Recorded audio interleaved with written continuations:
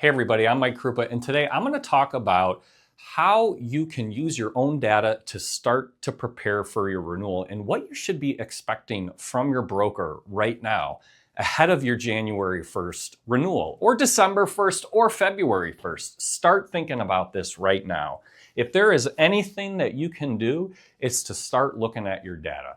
And if you're an employer and you're with Blue Cross Blue Shield of Illinois, you have 50 employees on your health plans, you have access to the BlueInsight monthly financial report. And what I would like to walk through with you here is exactly what I do behind the scenes to make sense of these reports to help support my prospective clients and my clients as they go through their renewal process. And so I'm just going to focus on a couple of pages here. The pages that give you, I'll just say, the biggest bang for your buck. And the first one is this loss ratio reporting. And a loss ratio is just claims over premium. It's how your plan is performing. This particular employer is a fully insured employer. Now they're running at about 2.3% over 100. And in the fully insured market space with Blue Cross, they want you to run around 94% to get a trend increase.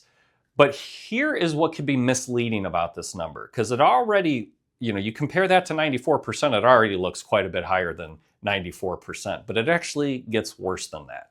So, what I'm doing with this report now is I'm using my underwriting knowledge behind the scenes, and I'm accounting for the fact that, well, that's an immature claim because I know this employer moved to Blue Cross in January of 2024. So I got to make some adjustments here on the claims.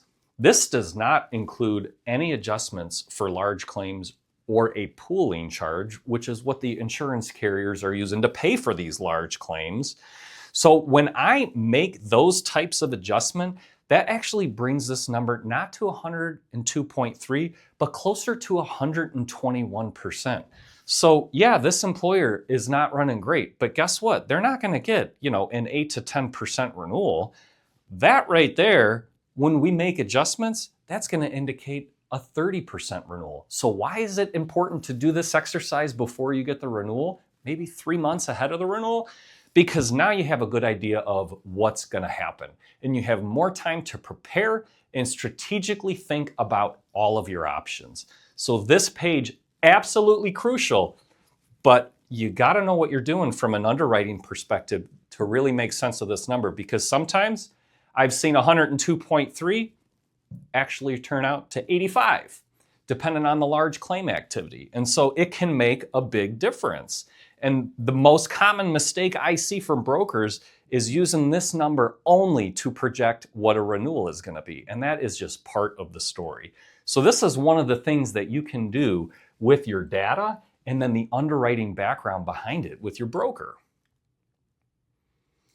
The next page, probably one of the most impactful pages that I use with prospective employers and my current clients, is this specialty drug analysis page in the BlueInsight report. It's towards the end, and the reason I like this page a lot is because, frankly, I see a ton of opportunities in the specialty pharmacy space, whether that's enrolling employees into federal assistance programs where they actually get this drug for free, maybe sourcing that drug internationally, maybe just taking advantage of a copay card, but using it for member dollars and also using it for plan dollars.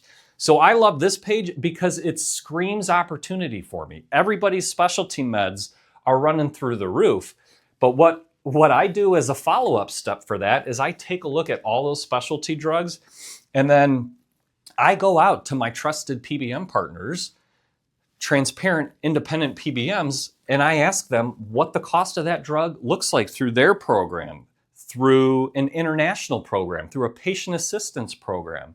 Maybe it's a copay card. Maybe it's a biosimilar option for a drug that's been on the market forever, like Humira. But the difference I get when I present this data to employers, as opposed to just telling them their specialty spend is going through the roof, is now they start to understand where the opportunities lie. And wow, I can see where the savings is going to be. And so this helps from a multi-year strategic perspective. It helps potentially make the argument for employer that you should go self-funded, because guess what? If you do, you have all these opportunities that we can tackle right away. And so these reports are crucial. Understanding your data is one of the things that you can look at now and throughout the entire year. So if there's anything you can do to prep for your January 1st renewal or your March renewal or your July renewal, it's to start looking at the data in these BlueInsight reports.